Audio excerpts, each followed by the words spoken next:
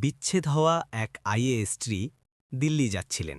স্টেশনে কুলির কাজ করতে দেখা গেল তার গরিব স্বামীকে। তারপর যা হলো তা দেখে কেঁদে ফেললেন সবাই। বন্ধুরা, এই সত্যি কাহিনীটি উত্তরপ্রদেশের লখনৌয়ের, যেখানে একজন সাধারণ দেখতে মেয়ে নিজের সাহসে সেই উচ্চতায় পৌঁছেছিল যার কল্পনা তার আপনজনেরাও করতে পারেনি।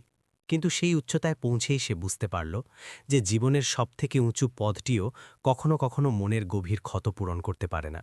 আজ পুরো প্রদেশে আমার নামটি সম্মানের সাথে নেওয়া হয়, একজন তেজস্বী ও সৎ আইএএস অফিসার।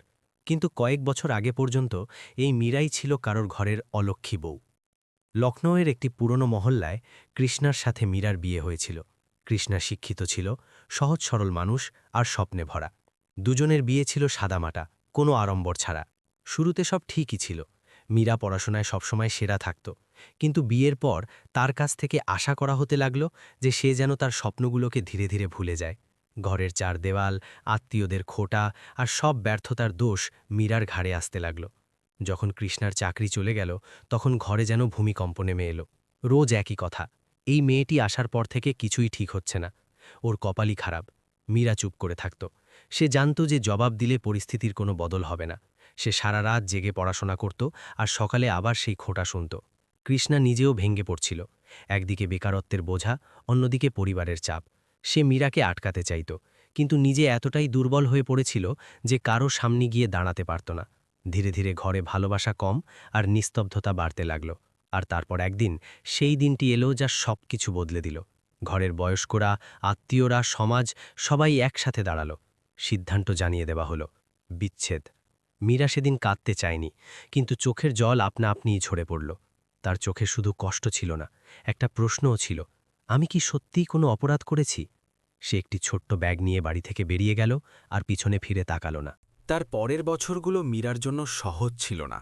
সংঘর্ষ, একাকিত্ব, ভয় আর সমাজের কথা সব একসাথে চলছিল। কিন্তু মীরা থামেনি। সে সেটাই করল যা সে জানত, পরিশ্রম, দিন রাত পড়াশোনা, নিজের ওপর ভরসা আর একটা জিদ, নিজেকে প্রমাণ করার জেদ। আর একদিন ফলাফল এলো, মীরা আইএএস হয়ে গিয়েছিল। খবরের কাগজে ছবি ছাপা হলো, মানুষ প্রশংসা করল। যে সমাজ তাকে দোষী ভাবত, আজ তারাই তাকে নিয়ে গর্ব করছিল। কিন্তু মীরার মনে একটা শূন্যতা ছিল, এমন এক শূন্যতা যা কোনো পদ বা কোনো সম্মান পূর্ণ করতে পারছিল না। আজ সেই মীরাই সরকারি মিটিংয়ের জন্য দিল্লি যাচ্ছিল। সকালের সময়, লখনৌ রেলওয়ে স্টেশন। মীরা প্ল্যাটফর্মে দাঁড়িয়েছিল, সাদা শার্ট, নীল ওড়না, চোখে সেই গাম্ভীর্য, কিন্তু মন কোথাও যেন হারিয়ে গিয়েছিল। স্টেশনের আওয়াজ, ঘোষণা, মানুষের ভিড়, আর তারপর কুলি, কুলি। মীরার নজর সেদিকে গেল। একজন রোগা মানুষ কাঁধে ভারী বোঝা নিয়ে, নুয়ে পড়া কোমর, ঘামে ভেজা মুখ। মীরা শুধু এমনিই একবার তাকিয়েছিল, কিন্তু পরের মুহূর্তেই তার পা থমকে গেল। তার বুক ধরফর করে উঠল। সেই মুখ, সেই চোখ, মীরার দম বন্ধ হয়ে আসছিল। সেই লোকটি ধীরে ধীরে হাঁটতে হাঁটতে সামনে দিয়ে চলে গেল। মীরা নিজেকে বলল, না, এমন হতে পারে না। কিন্তু সত্যিটা চোখের সামনে দাঁড়িয়েছিল। সে কৃষ্ণা ছিল, সেই কৃষ্ণা যে একসময় তার স্বামী ছিল, আজ একজন কুলি। মীরা সেখানেই দাঁড়িয়ে রইল। তার হাত কাঁপতে লাগল, চোখ ভরে এলো। কৃষ্ণা তাকে দেখেনি, অথবা হয়তো দেখতে চায়নি। ঘোষণা হলো, দিল্লি যাওয়ার ট্রেন ৩ নম্বর প্ল্যাটফর্মে আসছে। মীরার টিকিট সেই ট্রেনেরই ছিল। সে এক মুহূর্তের জন্য এগোলো, তারপর থেমে গেল। ট্রেনের আওয়াজ বাড়ছিল, ভিড় বাড়ছিল, আর মীরা শুধু তাকিয়ে রইল। কৃষ্ণা কোনো এক যাত্রীর মালপত্র নিয়ে অন্যদিকে চলে গেল। মীরার মন ভেঙে গেল। ট্রেন প্ল্যাটফর্মে চলে এসেছিল। মীরার পা নিজের থেকেই কামরার দিকে এগোলো, কিন্তু তার নজর বারবার সেদিকেই যাচ্ছিল যেখানে কিছুক্ষণ আগে তার অতীত দাঁড়িয়েছিল। ট্রেন বাঁশি দিল, মীরা কামরায় উঠে পড়ল, কিন্তু তার ভেতরে কিছু একটা ভেঙে চুরমার হয়ে গিয়েছিল। ট্রেন ধীরে ধীরে এগোলো, আর মীরার চোখ থেকে জল চুপচাপ ঝরতে থাকল। সে জানলা দিয়ে বাইরে তাকালো। স্টেশন পিছনে ফেলে আসছিল, আর তার সাথে এমন এক সম্পর্ক যা কখনো পুরোপুরি শেষ হয়নি। ট্রেন নিজের গন্তব্যের দিকে দ্রুত গতিতে এগিয়ে চলছিল, কিন্তু লোহার চাকার আওয়াজের সাথে মীরার ভেতরেও কিছু একটা সরে যাচ্ছিল, যেন জীবন তাকে আবারও সেই মোড়ে নিয়ে এসেছে যেখান থেকে সে খুব কষ্টে বেরিয়ে এসেছিল। সামনে বসা মানুষজন নিজের নিজের মোবাইলে মগ্ন ছিল, কারও ধারণাও ছিল না যে এই কামরায় বসা এক মহিলার মন এইমাত্র নিজের অতীতের সাথে ধাক্কা খেয়ে চূর্ণ বিচূর্ণ হয়ে গিয়েছে। মীরা চোখ বন্ধ করে নিল, কিন্তু চোখ বন্ধ করলে দৃশ্য মোছে না, বরং আরও গভীর হয়ে যায়। কৃষ্ণার সেই নুয়ে পড়া মুখ, ঘামে ভেজা শরীর, কাঁধের বোঝা বারবার সামনে আসছিল। সেই কৃষ্ণা যে একসময় তার সামনে বুক টান টান করে দাঁড়াত, আজ মানুষের মালপত্র বয়ে দুবেলা পেটের ভাত জোগাচ্ছে। মীরার মনে পড়ল, কৃষ্ণা কখনো নিজের দুর্বলতা কাউকে দেখাতে পছন্দ করত না। সে ছোটখাটো কথায় চুপ হয়ে যেত, কিন্তু হার মেনে নেওয়া তার স্বভাবে ছিল না। তাহলে আজ সেই অবস্থায় পৌঁছাল কিভাবে? ট্রেনের গতি বাড়ছিল, কিন্তু মীরার মন সেই প্ল্যাটফর্মেই আটকে ছিল। দিল্লি পৌঁছতে মিটিং করতে হবে, ফাইল পড়তে হবে, সিদ্ধান্ত নিতে হবে। কিন্তু আজ মীরার কাছে এইসব হঠাৎ অর্থহীন হয়ে গিয়েছিল। সে নিজের মোবাইল বের করল। নেটওয়ার্ক ছিল, সবকিছু ঠিক ছিল, তবুও আঙুল কাঁপছিল। সে নিজেকে জিজ্ঞাসা করছিল, যদি সে আজ একজন অচেনা মানুষ হতো, তবে কি আমি এতটা অস্থির হতাম? জবাব সে আগেই জানত। দিল্লি পৌঁছতে পৌঁছতে রাত হয়ে গিয়েছিল। সরকারি গেস্ট হাউসে মীরার জন্য সবকিছু তৈরি ছিল। কামরায় ঢোকেই সে ফাইলগুলো টেবিলে রেখে চেয়ারে বসে পড়ল। ঘরে নিস্তব্ধতা ছিল, সেই নিস্তব্ধতা যা অনেক বছর ধরে তার সঙ্গী হয়ে গিয়েছিল। জানলা দিয়ে বাইরের দিল্লির আলো ঝকমক করছিল, কিন্তু মীরার ভেতরে অন্ধকার ছিল। সে রাতে মীরা ঘুমাতে পারল না। যখনই চোখ বুজছিল, সেই দৃশ্য সামনে আসছিল, স্টেশন, কুলির আওয়াজ আর কৃষ্ণা। সকালে মিটিংয়ে মীরা উপস্থিত ছিল। সেই আত্মবিশ্বাস, সেই কড়া গলা, সেই তীক্ষ্ণ নজর, সবার মনে হলো আইএএস মীরা বরাবরের মতোই একদম স্বাভাবিক আছে।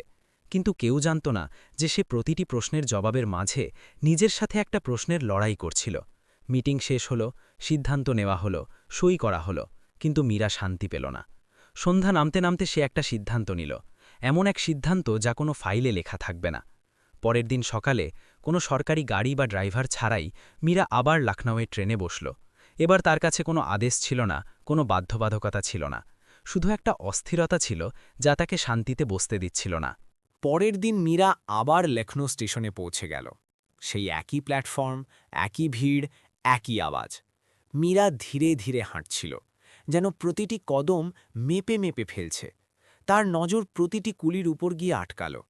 প্রতিটি নুয়ে পড়া কাঁধের মধ্যে সে কৃষ্ণার ছায়া দেখতে পাচ্ছিল। আর তারপর সে তাকে দেখতে পেল, আরও একটু দুর্বল, আরও একটু ক্লান্ত। মীরা সেখানেই থেমে গেল। কৃষ্ণা এক যাত্রীর ট্রাঙ্ক নিচে রাখছিল। তার নিঃশ্বাস দ্রুত বইছিল। সে ঘামে ভেজা হাত দিয়ে কপাল মুছল আর জলের বোতলটা তুলল। ঠিক তখনই তার নজর মীরার ওপর পড়ল। এক মুহূর্তের জন্য সে থমকে গেল, যেন আচমকা পায়ের তলার মাটি সরে গিয়েছে। মীরা আর কৃষ্ণা মুখোমুখি। কোনো কথা নেই, কোনো শব্দ নেই, শুধু দুজোড়া চোখ, যাতে গত হওয়া বছরগুলো ভাসছিল। কৃষ্ণার চোখ নিচু হয়ে গেল। সে নজর সরিয়ে নিল। মীরার গলা বুঝে এলো, কিন্তু সে নিজেকে সামলাল। কেমন আছো? অবশেষে মীরার মুখ দিয়ে কথা বেরোল। কৃষ্ণা কিছু বলল না, শুধু মাথা নিচু করে রইল। মীরা প্রথমবার অনুভব করল, এ সেই মানুষটি নয় যে একসময় তর্ক করত, যে রাগের মাথায় কথা কেটে দিত। এই মানুষটি ভেঙে পড়েছে। মীরা চারপাশে তাকাল। মানুষ আসছিল, যাচ্ছিল, কারো কিছু যায় আসে না। তুমি এই কাজ করো? মীরা নিচু গলায় জিজ্ঞাসা করল। কৃষ্ণা হালকা করে মাথা নাড়ল। তার চোখে লজ্জা ছিল, রাগ ছিল না, অভিযোগও ছিল না। মীরা কিছুক্ষণ চুপ থেকে বলল, চা খাবে? কৃষ্ণা প্রথমবার তার দিকে তাকাল। সেই নজরে অবাক হওয়া ছিল, দ্বিধা ছিল, আর এমন কিছু ছিল যা ভাষায় প্রকাশ করা কঠিন। সে কিছু বলতে যাচ্ছিল, কিন্তু তখনই কোনো এক যাত্রীর আওয়াজ এলো, এই কুলি, জলদি করো। কৃষ্ণা মীরার দিকে একবার তাকালো, তারপর কিছু না বলে ট্রাঙ্কটা তুলে নিয়ে ভিড়ের মধ্যে হারিয়ে গেল। মীরা সেখানেই দাঁড়িয়ে রইল। হাতে শুধু একটা প্রশ্ন ছিল, আর মনে এমন একটা বোঝা যা এখন আরও ভারী হয়ে গিয়েছিল। স্টেশনের শব্দ আবার তীব্র হল, কিন্তু মীরার কানে শুধু স্তব্ধতা বাজছিল। সে বুঝতে পেরেছিল এই দেখা হওয়াটা নিছক কোনো ঘটনা নয়। মীরা স্টেশন থেকে বাইরে বেরিয়ে এলো, কিন্তু তার মন সেখানেই আটকে ছিল, সেই প্ল্যাটফর্মে, সেই ভিড়ে, সেই মানুষটির কাছে যে কিছুক্ষণ আগে তার সামনে দাঁড়িয়েছিল আর তারপর কথা না বলে হারিয়ে গেল। লখনৌয়ের হাওয়ায় হালকা ঠান্ডা ছিল, কিন্তু মীরার ভেতরে এমন অস্থিরতা যা কোনো তাপমাত্রা দিয়ে মাপা যায় না। সে কখনো ভাবেনি যে জীবন তাকে আবারও সেই মানুষের সামনে দাঁড় করিয়ে দেবে যার কাছ থেকে সে নিজেকে খুব কষ্টে আলাদা করেছিল। গাড়িতে বসতেই ড্রাইভার জিজ্ঞাসা করল, ম্যাডাম, সোজাসুজি বাড়ি চলব? মীরা কিছুক্ষণ চুপ থেকে বলল, না, একটু ঘুরি।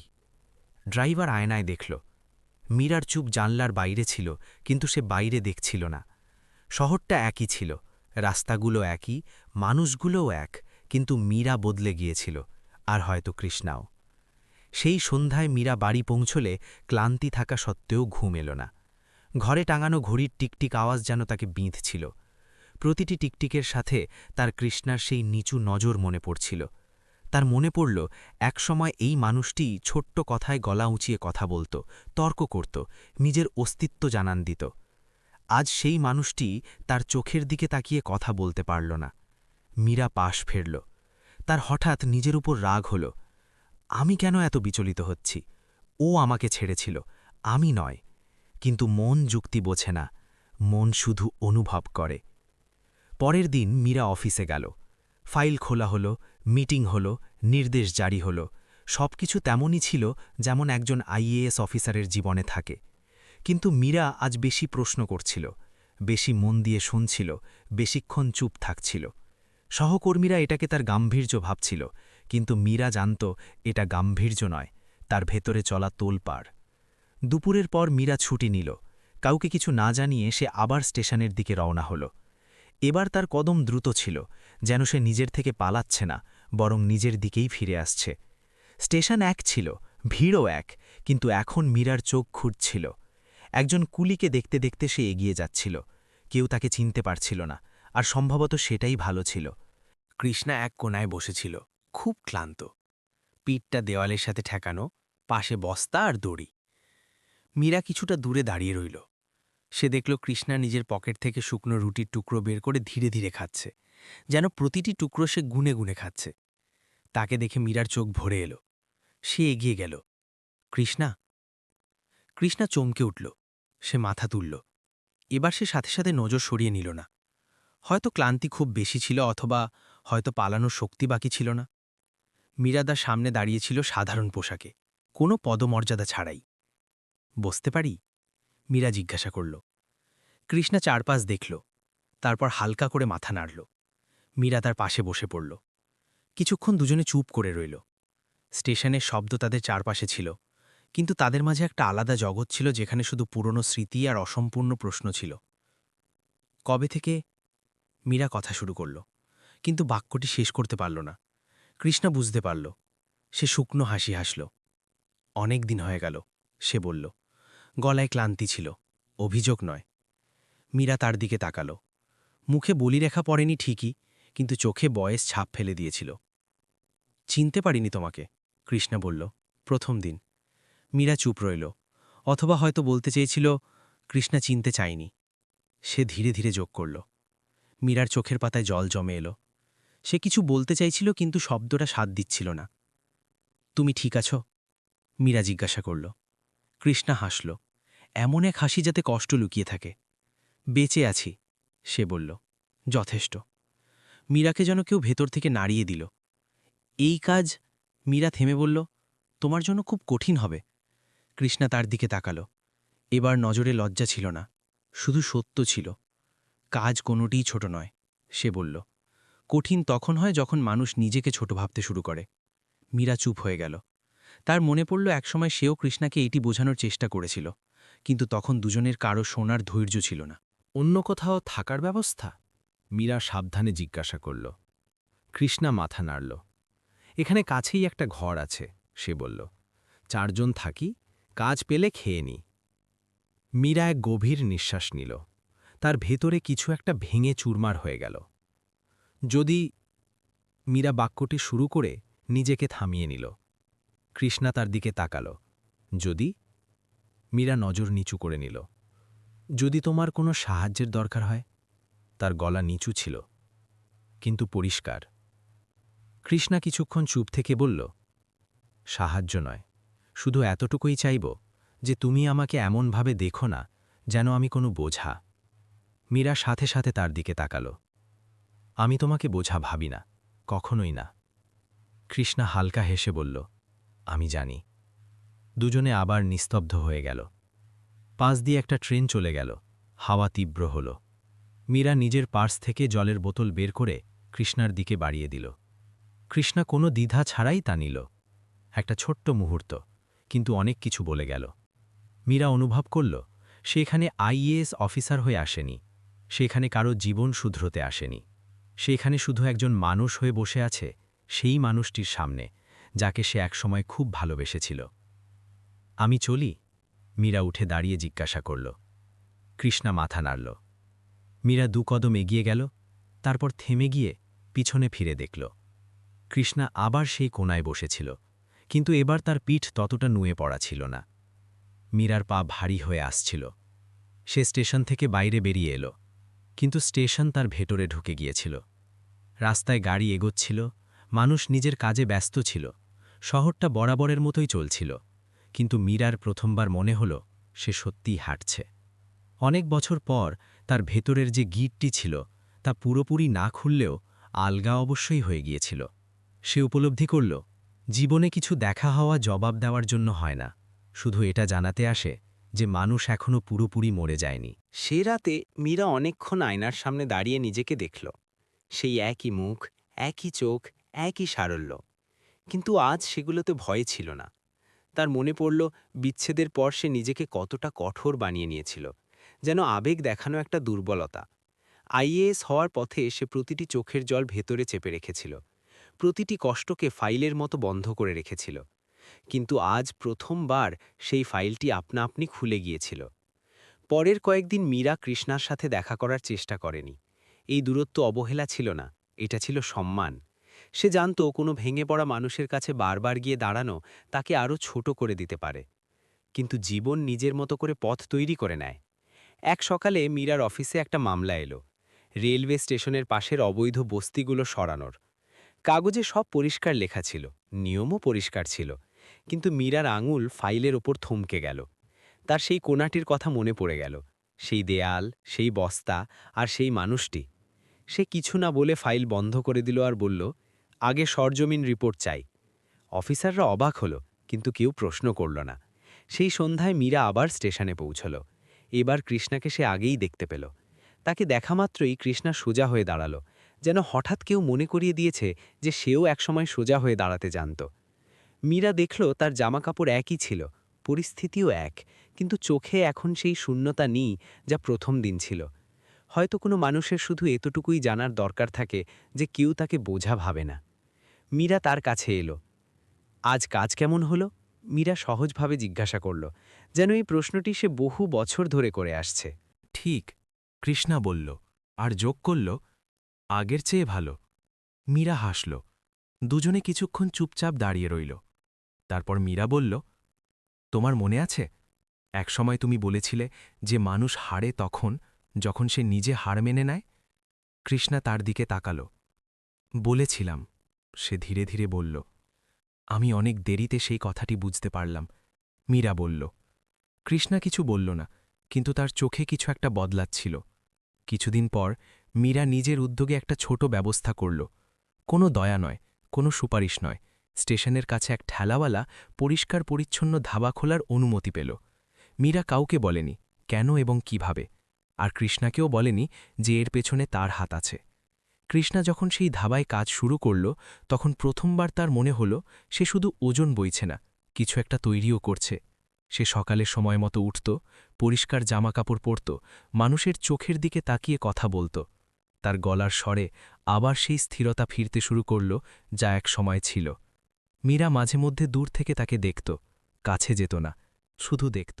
সময় কাটতে লাগল, আর সময়ের সাথে সেই জিনিসগুলোও বদলাতে লাগল যা বদলানোর আশা কেউ করে না। একদিন কৃষ্ণা নিজেই মীরার অফিসে পৌঁছল। দরজায় দাঁড়িয়ে সে ভেতরে উকি দিল, যেন এখনও ভাবছে ভেতরে যাওয়া উচিত কিনা। মীরা তাকে দেখল আর কোনো আনুষ্ঠানিকতা ছাড়াই বলল, এসো। কৃষ্ণা ভেতরে এলো। আমাকে তোমার কিছু বলার আছে, সে বলল। মীরা চেয়ারের দিকে ইশারা করল। কৃষ্ণা বসল না, সে দাঁড়িয়েই রইল। আমি জীবনে অনেক ভুল করেছি, সে বলল। আর সবথেকে বড় ভুল ছিল এটা যে যখন তোমার সবথেকে বেশি সাহচর্যের দরকার ছিল আমি নিজেই ভেঙে পড়েছিলাম। মীরা চুপচাপ শুনছিল। আমি তোমাকে সেই সময় বুঝিনি, কৃষ্ণা বলল। আর যখন বুঝতে পারলাম তখন অনেক দেরি হয়ে গিয়েছিল। মীরা প্রথমবার তার চোখের দিকে তাকালো। সেখানে অনুশোচনা ছিল, কিন্তু হীনমন্যতা ছিল না। আমি ক্ষমা চাই না, কৃষ্ণা বলল। শুধু এতটুকুই বলার ছিল। মীরার চোখ ভরে এলো। ক্ষমা চাওয়ার আগে মানুষের বদলে যাওয়াটা জরুরি হয়, মীরা বলল। আর তুমি বদলে গিয়েছ। কৃষ্ণার নিঃশ্বাস থমকে গেল। মীরা আরও বলল, কিন্তু সম্পর্ক সেখান থেকেই শুরু হয় যেখানে কেউ কারো ওপর অধিকার ফলায় না। কৃষ্ণার চোখ থেকে জল ছড়তে থাকল। সে কাঁদল, খুব কাঁদল, কোনো লজ্জা ছাড়াই। সেদিনকার পর দুজনের মধ্যে কিছু ঠিক হলো না। কোনো প্রতিশ্রুতি নেই, কোনো সিদ্ধান্ত নেই, শুধু একসাথে চলা শুরু হলো। কখনো চায়ের আড্ডায়, কখনো নিস্তব্ধতায়, কখনো বিনা কারণে। আর সম্ভবত এটাই ছিল সবথেকে সত্যি সম্পর্ক। কয়েক মাস পর মীরার বদলির খবর এলো। নতুন জায়গা, নতুন দায়িত্ব। যাওয়ার আগে মীরা স্টেশনে গেল। এবার শেষবারের মতো নয়, শুধু একবারের জন্য। কৃষ্ণা ধাবায় দাঁড়িয়েছিল। মীরা বলল, আমাকে যেতে হবে। কৃষ্ণা মাথা নাড়ল, আমি জানি। মীরা কিছুক্ষণ থামল, তারপর বলল, আমি চাই তুমি আমার সাথে চলো। কৃষ্ণা তার দিকে তাকালো অনেকক্ষণ। একটা শর্তে, সে বলল। কি? মীরা জিজ্ঞাসা করল। আমরা গত জীবনটাকে বোঝার মতো নয়, শিক্ষার মতো সাথে রাখব, কৃষ্ণা বলল। মীরার চোখ থেকে জল পড়ে গেল, কিন্তু এবার সেই জল ভারী ছিল না। সে মাথা নাড়ল। সেদিন কোনো শোরগোল হলো না, কোনো বড় আড়ম্বর হলো না, শুধু সাদামাটাভাবে কোনো ব্যান্ড বাজনা ছাড়াই একটা মন্দিরে দুজনে আবার ৭ পাকে বাধা পড়ল। শুধু দুজন মানুষ, যারা ভেঙে পড়েও একে অপরকে মানুষ হিসাবে বেঁচে থাকার রসদ দিতে পারল। আর সম্ভবত এটাই ছিল জয়। বন্ধুরা, সমাজ প্রায়ই মেয়ের ভাগ্যকে তার সম্পর্কের নিরিখে বিচার করে, কিন্তু এই কাহিনী বলে যে আসল শক্তি সেই মেয়ের মধ্যে থাকে যে ভেঙে যাওয়া মানুষটিকেও মানুষ ভেবে আগলে নিতে পারে। সম্পর্ক তখন বাঁচে যখন আমরা নিজেদের ঠিক প্রমাণ করতে চাই। সম্পর্ক তখন বাঁচে যখন আমরা মানুষ হিসাবে বেঁচে থাকতে চাই। এখন আপনাদের কাছে প্রশ্ন, যদি আপনার সামনে কোনো পুরনো ভেঙে যাওয়া সম্পর্ক আবারও ফিরে আসার সুযোগ চায়, তবে কি আপনি সমাজের কথা শুনবেন নাকি নিজের মনের? নিজের মতামত কমেন্টে অবশ্যই লিখবেন। কাহিনী ভালো লাগলে শেয়ার করবেন, যাতে এই কথাগুলো আরও মানুষের কাছে পৌঁছায়। আর এমন সব সত্যি ও মানবিকতায় ভরা গল্পের জন্য চ্যানেলটি সাবস্ক্রাইব করুন। দেখা হচ্ছে পরের ভিডিওতে। ততক্ষণ ভালো থাকুন, সম্পর্কের দাম বুঝুন, আর নিজের প্রিয়জনের সব সময় কদর করুন। জয় হিন্দ, জয় ভারত।